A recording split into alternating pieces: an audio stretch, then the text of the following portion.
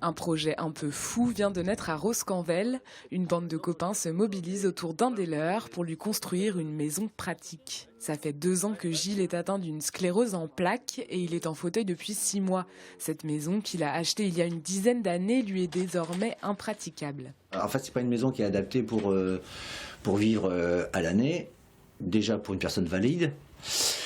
Et pour un mec en fauteuil, ça devient carrément impossible, quoi. Parce que, voilà, on voit, il y a des marches trop hautes, trop petites. Non, c'est pas possible.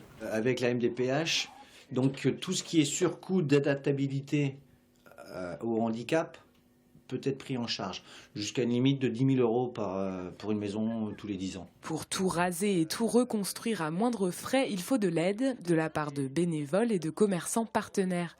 Le projet, nommé Un toit pour un fauteuil, mobilise. C'est vrai que la première idée, c'était l'émission Tous Ensemble. Déception de ne pas avoir vu le projet aboutir, nous a tout de suite boosté à créer l'association pour rebondir rapidement et puis prendre l'idée du concept qui est, ma foi, un très bon concept, et puis de le faire au niveau local.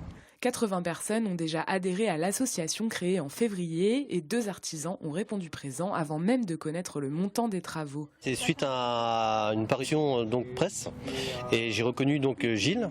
Et Gilles étant un ami d'enfance, je me sentais vraiment impliqué dans l'aventure et je me suis dit il faut que je l'appelle tout de suite. Pour l'instant, les plans de la nouvelle maison n'en sont qu'au stade d'ébauche. Ils devraient être terminés le 18 avril au plus tard pour pouvoir chiffrer le montant des travaux. Moi j'ai en tête que ça va pas non plus être une maison de 250 mètres carrés au sol, donc voilà, je me dis, j'ai des prix très intéressants chez mes fournisseurs, je sais pas, ça va s'élever à entre 300 et 500 € je pense.